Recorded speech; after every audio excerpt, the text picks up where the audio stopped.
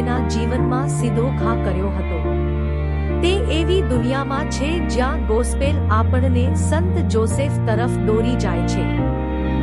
Joseph પાસે મેરીનો પર્દાફાશ કરવાની શક્તિ હતી।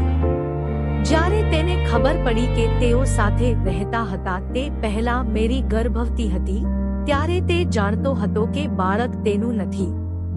તે દરેકને કહીને પોતાનું નામ બચાવી શક્યો હોત, આ મારું બાળક નથી, હું નિર્દોષ છું। પરંતુ સુવાર્તા કહે છે તે એક ન્યાયી માણસ હતો અને તે તેણીને શરમાવવા તૈયાર ન હતો, તેથી તેણે તેણીને શાંતિથી છોડી દેવાનું નક્કી કર્યું। સંપૂર્ણ સત્ય જાણતા પહેલા જ યુસુફે બદલો લેવા કરતા દયા, ખુલાસો આપવા કરતા રક્ષણ પસંદ કર્યું। યુસુફે દુઃખ અને મૂંઝવણમાં હોવું જોઈએ। જો કે તે ગામમાં ફરીને પોતાની વાર્તા કહેતો નહોતો। તેણે લોકોને પોતાના પક્ષમાં લેવાનો પ્રયાસ કર્યો ન હતો। તેણે પોતાનું દુઃખ પોતાની અને ભગવાન વચ્ચે રાખ્યું હતું। તે શાંતિથી પાછળ હટવા તૈયાર હતો જેથી મેરી જાહેર ગપસપમાં ન ખેંચાય। જ્યારે આપણી દુનિયા શબ્દો અને પડદા દ્વારા ખુલ્લી પડે છે, ત્યારે યુસુફે પોતાનું મોં બંધ રાખ્યું અને મેરીના સારા નામનું રક્ષણ કર્યું। આ આપણા રોજિંદા જીવનનો સ્પષ્ટ અરીસો છે। ઘરે શું આપણે આપણા પતિ કે પત્નીના દોષો બીજાઓ સાથે શેર કરીએ છીએ?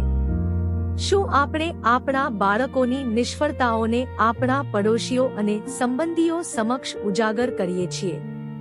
શું આપણે એવા લોકો વિશે વાર્તાઓની આપ-લે કરીએ છીએ જેઓ પોતાનો બચાવ કરવામાં અસમર્થ છે, પછી ભલે તે પેરિસમાં હોય કે કામ પર? સોશિયલ મીડિયા પર શું આપણે સ્ક્રીનશોટ, વિડિયોઝ અથવા અફવાઓ શેર કરીએ છીએ જે કોઈનું સારું નામ બગાડી શકે છે? એક વિકૃત છબી, અર્ધસત્ય અથવા ક્રૂર મજાક આ બધું વ્યક્તિને પથ્થર કરતા વધુ કચડી શકે છે। ક્રોસના સંત જ્હોન અહીં એક કડક ચેતવણી આપે છે। તેમની એક સલાહમાં તે કહે છે, ઘણા લોકો તેમની શાંતિ ગુમાવે છે અને ગંભીર પાપમાં પડી જાય છે કારણ કે તેઓ એવી બાબતો વિશે વિચારે છે અને બોલે છે જે તેમને સંબંધિત નથી। તેથી તે આપણને બીજાઓ વિશે આપણા વિચારો અને શબ્દોનું કડક રક્ષણ કરવા કહે